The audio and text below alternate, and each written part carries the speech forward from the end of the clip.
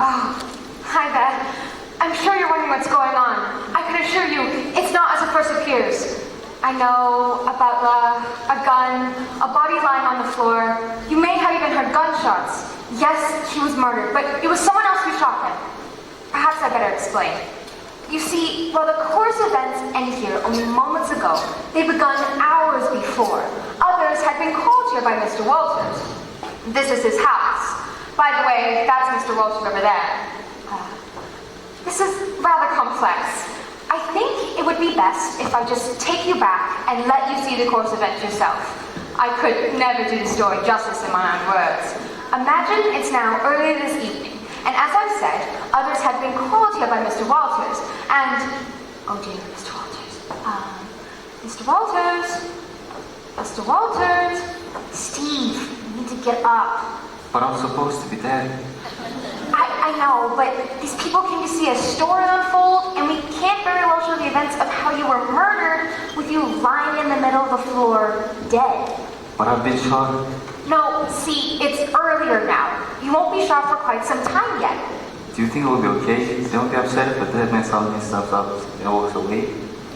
They'll understand. They came to see a story, not to watch you lie on the floor. Go ahead, get up. I wasn't really prepared for this. I was expecting to be dead. I know, but it's for the best. So what do I do now? To start, just wait in the other room. I sure hope you know what you're doing. So do I. As I was saying, several people had been called here by Mr. Walters. This is Betty Dupre, an old flame of Mr. Walters. She still intends to marry him, but not for the right reasons. And here is Jonathan Jones, Mr. Walters' business partner. Lydia Comfrey, Mr. Walters' current fiancée. He loves her, and she loves his money. Enough said. So there you have it. You've met everyone. And with that, I give you the murder of Stephen Walters. How should I know what I'm doing? You're his business partner. And you're his fiancé. Could you do quick your bickering? I certainly don't know why you're here. Because I was a future Mrs. Walters, long before you ever came into the picture. Once is the key words now. Ladies, please. Don't you start, Jonathan. As you may have gathered, these folks don't Exactly get along. They never have. To be quite honest, they're not the easiest of people to get along with. Who is she talking to? I don't know. Who are you talking to? The audience. You're going to spoil the illusion. You're ruining the story. I'm simply trying to... You forgot pace. I'm acting as the narrator, just as I'm supposed to. And I suppose next you'll be telling them how it ends. They know how it ends. What? They know how it ends. Then what's the point? This is supposed to be a mystery. How much mystery can there be when they know how it ends? While it's true they know how it ends, they don't know who did it. Only that it was done. Isn't this a big part of the mystery? It can be, but in this case, the real mystery is who, not how. And they don't mind knowing that in up front? They're still here, aren't they? The guy in the third row just shifted his seat 3 times already. I think about to vote. They won't vote if you guys stick to the script and keep the story moving ahead. So it's our fault now. Let's just get back to the story, okay? Thank you. As I was saying, there is no great love shed amongst any of these folks. To put it most bluntly, they hate each other. But in that hate is the one common thread that brings them here today. As much as they may despise each other, they all hate Stephen Walters even more. I'm still not sure about you talking to an audience like that. I just don't understand it. It's been done for thousands of years. It's called an aside. A what? An aside. Theoretically, I'm speaking to the audience. You aren't supposed to hear me. That's silly. We're all right here. How can we help but hear you? You don't understand. Of course you can hear me, but you're supposed to go on as though you can't. The aside is an opportunity for me as the narrator to speak with the audience. It's as though I'm having a personal conversation with each member of the audience. Shakespeare used asides all the time. It's like the chorus in ancient Greek plays. But this isn't a musical. Just because there's a chorus doesn't mean it's a musical. Then why would they have a chorus? That's what I'm trying to explain. Then get on with it. We've got a story to tell here. Right, the story. Where were we? You are about to explain the purpose of the chorus to us.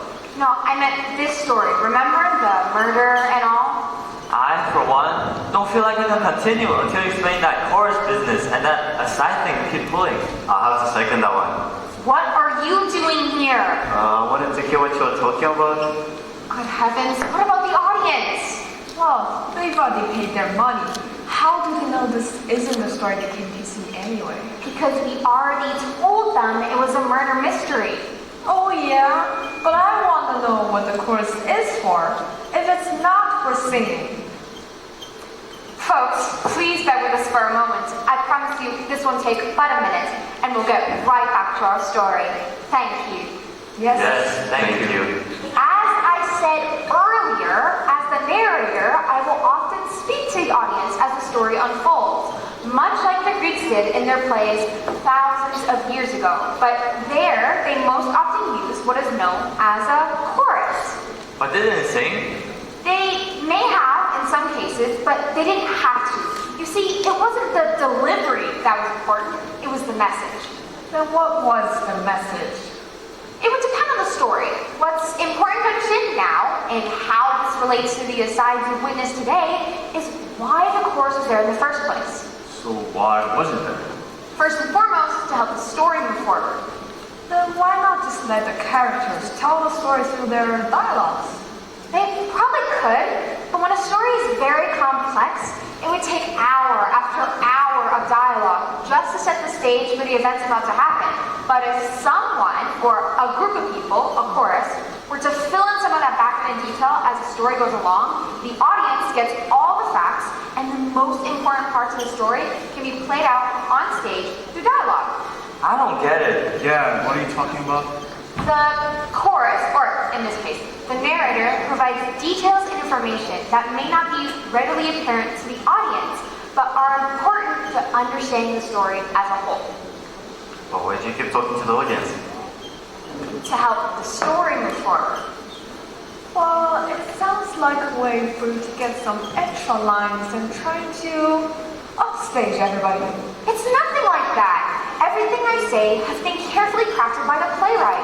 Every line, stage direction, and aside has been thought out and written down. And for the story to work, it must be followed precisely. Well, you do seem to have a lot of lines. And some of our lines are even leaning towards soliloquies. That isn't true. No? Then why is that your lines that keep coming up every other time? Well, we all have to play round robin.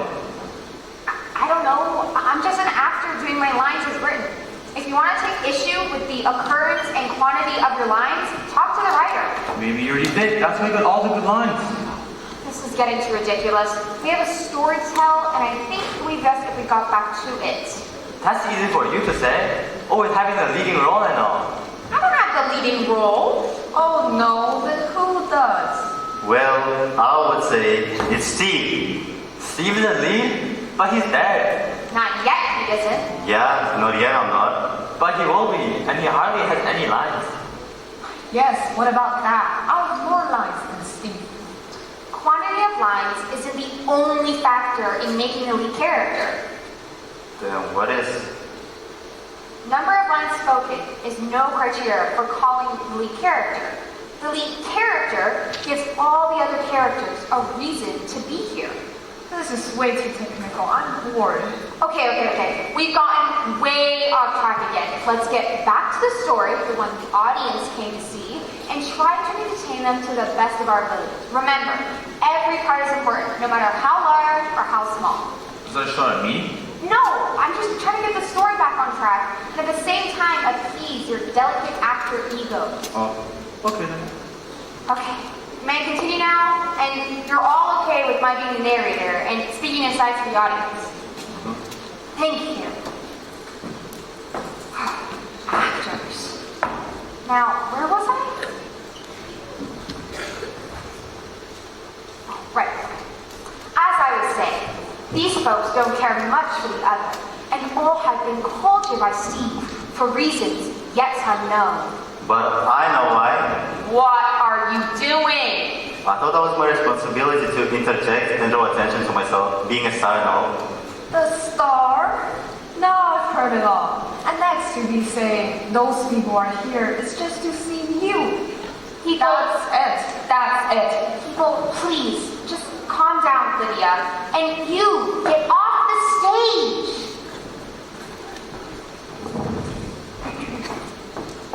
May I get you anything? May I get you anything? Ahem. May I get you anything? Are you talking to Velmos? To you, I'm the butler after all. May I get you anything? No, thank you. Anyone else? I like a root beer. What? I like a root beer. You're supposed to say no. How's that? When I say anyone else, you're supposed to say no. Am I? Yes! Really? Yes! But I'm thirsty. God. You need to get with it, Jonathan. We have a story after all. But I really am thirsty. You know, so am I. People, Me too. people, I'm thirsty too, Julia. people! What are you doing? You asked us if we wanted anything and we said no. As you should.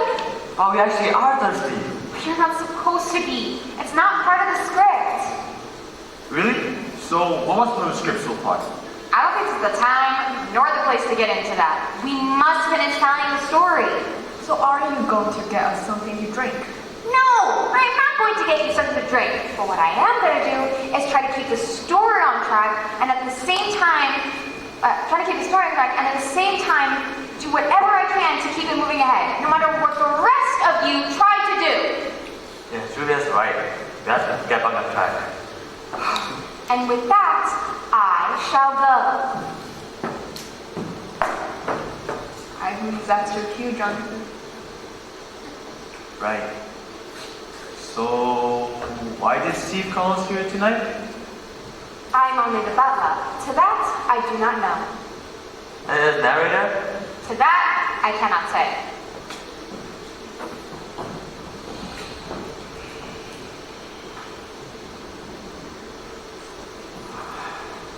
We've been waiting 10 minutes from now, and we still haven't seen Steve. I just wonder if this is one of his practical jokes and he isn't even here. He wouldn't, would he? He might. He loves to make us suffer and have complete control over every one of us. It certainly does not control me. I don't even know why you're here, dear. I'm here because Steve wishes me to be here, dear. And the truth be told, I'm pretty sure it's more than just for my presence. What? What was that? What do you mean? That little comment just now. Yeah, what was that about? Yes? Well, I was just trying one of those aside things that Julia was doing earlier. Oh, good heavens. This whole play has become one big farce. Might as well just walk around the stage babbling for 15 minutes and then send these kind people home. What a spoil sport you are. I think you're jealous Jealous? Of what? of my superior acting and ad-libbing ability that I've used to carry you and the rest of the cast through the play. You've got to be kidding. I've seen you, all of you, looking at me in awe. If that's short for awful, then you're right. Why, you... More animated, I see. Alright, apologize. Apologize to yourself. Make him apologize. Freeze! This is the police! I've got you all covered! The police? Oh, you're not a cop. I just wanted to say that. Oh, brother, that isn't the most ridiculous thing I've ever seen. How's that? Come on, guys. Let's just put all our guns down, okay? I mean, it's just a play, guys. That's all. You have so much to live for. It's not worth it.